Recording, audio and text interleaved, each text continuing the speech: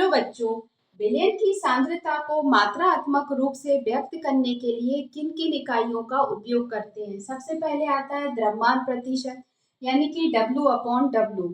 ठीक है, जो द्रव्यमान भार में दिखाएगा विलेय का, तो उसके लिए आएगा द्रव्यमान प्रतिशत।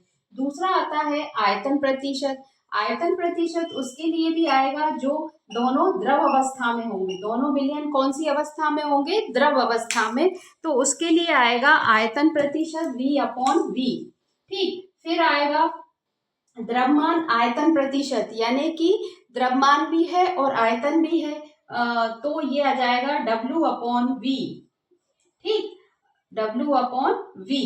इस वाले का उपयोग ज्यादातर फार्मेसी में औषधि बनाने के लिए 100 ml में बनाए गए विलयन का उपयोग होता है, तो सबसे ज्यादा ये उसमें उपयोग होता है। फिर आता है पार्ट्स पर मिलियन, इसको कहते हैं शॉर्ट में ppm।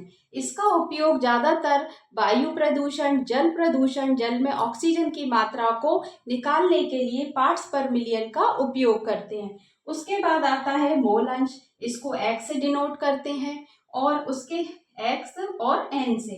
फिर आता है मोलरता, जिसको हम m से डिनोट करते हैं।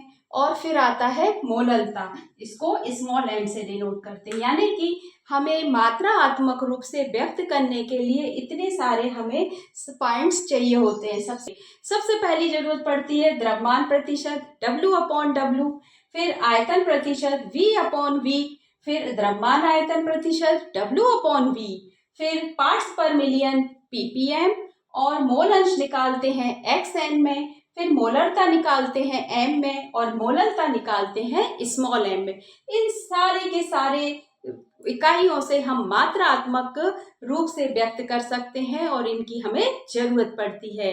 ओके।